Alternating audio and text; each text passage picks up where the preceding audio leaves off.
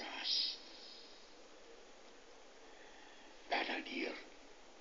Very handy in a tight spot, these lads, despite the fact they're dead. You gave us your word.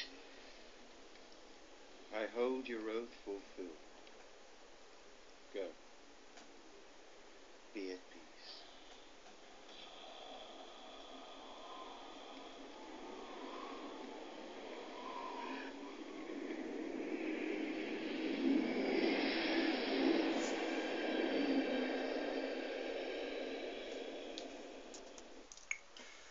Bonjour à tous.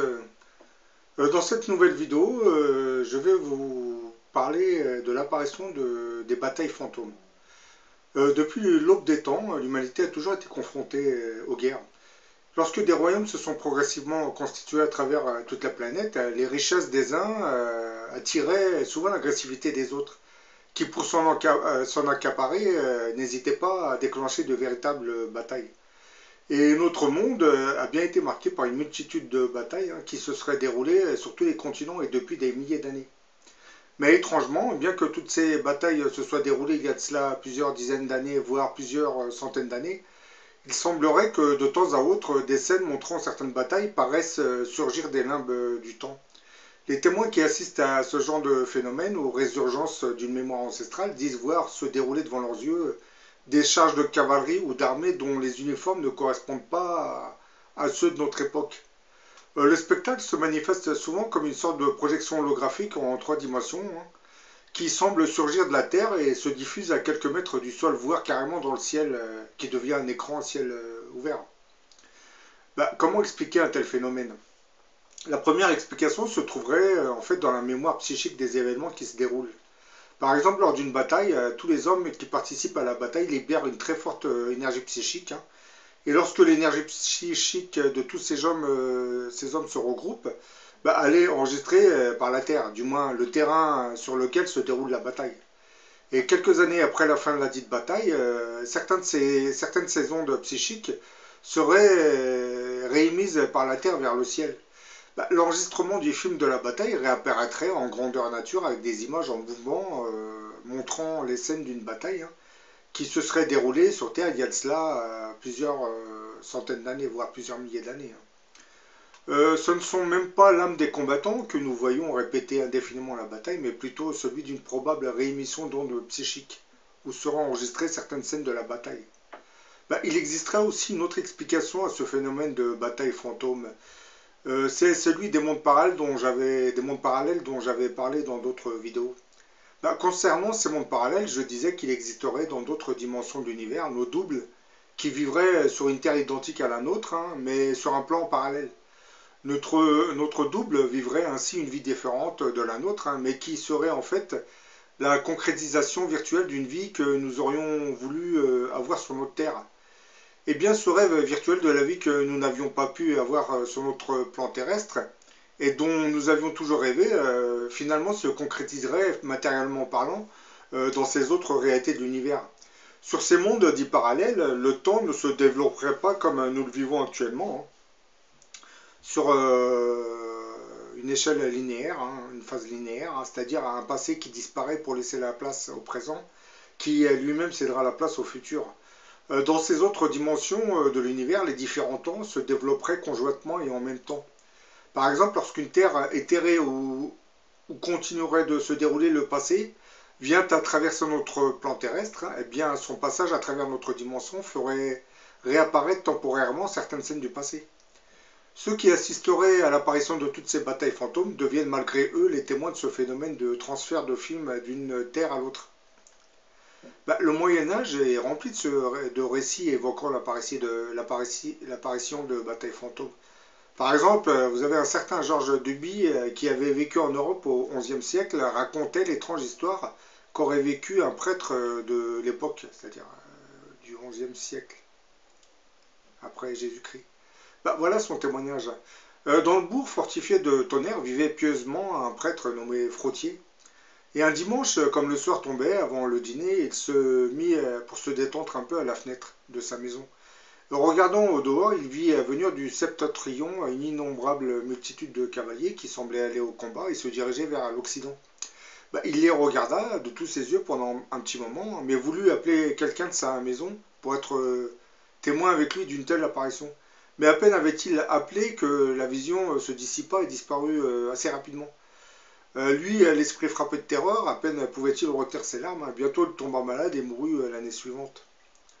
On raconte aussi qu'en 1123 après Jésus-Christ, dans le comté de Worms, on aurait pendant plusieurs jours vu une multitude de gens armés à pied et à cheval qui allaient et venaient avec un grand bruit, se rendant tous les soirs vers l'heure de l'aune à une montagne qui paraissait le lieu de réunion. Le voisinage s'approcha progressivement de ces soldats en leur demandant et en les conjurant au nom de Dieu de leur expliquer leurs intentions et ce que signifiait cette troupe innombrable. Un des soldats aux fantômes répondit nous ne sommes pas ce que vous imaginez, hein, ni de vrais fantômes, ni de vrais soldats. En langage plus clair, ce soldat leur expliquait qu'ils assistaient probablement à la réémission d'un enregistrement des événements passés, hein. Les soldats qui apparaissaient sur les scènes étaient morts depuis bien longtemps. Mais bon, n'occultons pas tout de même l'autre explication, hein, le passage à travers notre monde d'une réalité parallèle qui laisserait apparaître certaines scènes ou certains événements de notre passé qui continueraient de se dérouler normalement dans l'autre dimension. C'est lorsque notre Terre, du moins la Terre dite parallèle, traverse la nôtre, elle nous fait réapparaître ce genre d'image. On retrouverait des histoires identiques dans le sud de l'Italie. Par exemple, une légende racontait qu'une armée fantôme aurait assiégé le château abandonné de Capo Rizziotto, en Calabre. Bien que beaucoup de siècles se soient passés autour des remparts, on entend assez souvent des cris qui commandent l'assaut, et des hommes surgissant du néant avancent armés. De plus, des bateaux fantômes apparaîtraient près de la côte, hein, toute voile dehors et artillerie en action. Tout cela semble s'évanouir en quelques minutes, affirme le médecin Ludwig en 1570. Affirmé. Ce médecin ajoutera on voit entre autres des épées dans l'air, hein, des lances et des milliers d'autres objets. On voyait ou on entendait dans l'air ou par terre des armées qui s'affrontaient, hein, et prenaient la fuite. On entendait des cris terribles et la clameur des armes. La liste des apparitions de batailles fantômes étant très longue, je ne vais pas vous en citer, je ne vais par contre vous en citer que quelques-unes, hein, parce qu'il y a beaucoup d'histoires d'apparitions, et ça à travers tous les pays de la planète, hein. Ce que en Europe on voit apparaître, ça apparaît aussi en Amérique, sur le continent africain, en Asie. Mais bon, les gens ont très peur de dire ce qu'ils ont réellement vu, parce qu'on a peur de... Tout le monde a peur d'être pris pour un aliéné, donc on évite d'en parler. Par exemple, nous avons la bataille de Nechtan-Esmer, cette bataille qui avait eu lieu en l'an 685 après Jésus-Christ en Angleterre, hein. C'est quelques siècles après le départ des légions romaines, hein. On dit qu'une femme sera témoin de l'apparition à l'emplacement du champ de bataille de nuit. Plusieurs soldats en vieux manteaux, portant des torches et regardant des corps invisibles au sol, comme s'ils se recherchaient des blessés. Puis l'apparition des fantômes à la torche s'estompera et disparaîtra complètement.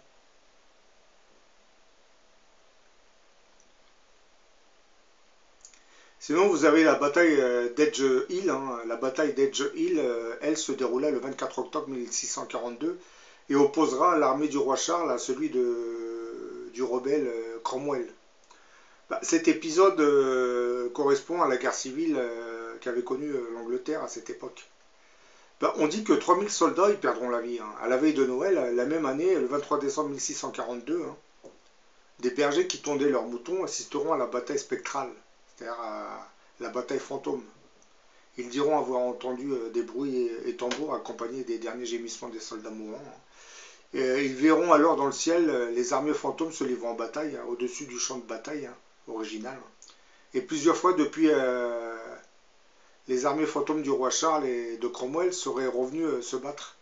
Car l'enregistrement continue d'être émis, hein. Sinon, on a la bataille de Waterloo, hein, quelques semaines après la défaite de Napoléon à Waterloo en juin 1815. Hein. Les habitants de Verviers eurent l'impression que la célèbre bataille recommençait, mais avec des fantômes.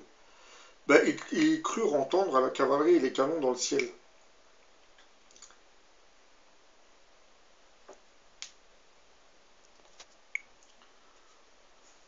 Ben, j'en terminais par ce dernier témoignage, hein.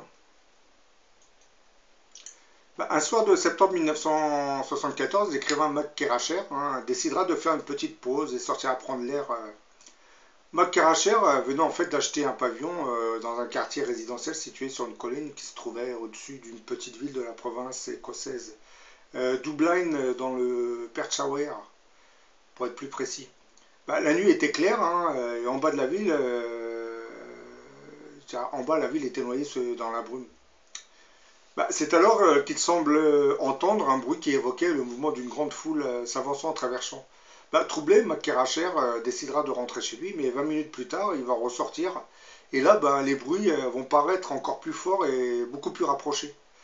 Bah, là, on aurait dit que cette fois qu'une importante troupe marchait de l'autre côté de la rue. Bah, d'après l'écrivain, il devait y avoir probablement des milliers de marcheurs, hein, car le bruit était soutenu, hein, et continu. Matt Keracher pensait être victime d'une hallucination audio, hein. Mais une semaine plus tard, alors qu'il rendait visite à des voisins, il va les entendre dire que tard dans la nuit, la semaine précédente, leur chien et leur chat s'étaient brusquement réveillés et avaient bondi sur leurs pattes. Les poils dressés, les animaux paraissaient terrifiés, hein. Le curieux comportement des animaux s'était produit à la même heure que celle de Matt Keracher, à la même heure où il avait entendu défiler l'étrange légende de la semaine précédente. Bah, en menant sa petite enquête, hein, l'écrivain va finalement découvrir qu'une ancienne voie romaine qui allait vers le nord passait justement derrière les maisons qui se trouvaient de l'autre côté de la rue. Et en l'an 117 après Jésus-Christ, la 9e légion d'élite formée de soldats ibériques, hein, avait été envoyée dans la région pour réprimer une révolte des tribus écossaises. Cette légion comptait à peu près 4000 hommes. Et en l'an 60 après Jésus-Christ, cette 9e légion avait fait fouetter la reine Boadis de la tribu des Icènes, hein, en Angleterre, et aurait violé ses propres filles. Par représailles, cette reine aurait déclenché une rébellion contre la légion romaine. Ben, après avoir été réorganisée, cette fameuse légion finalement disparaîtra peu de temps après, hein, avoir traversé l'endroit où des siècles plus tard allait s'appeler Dunblane.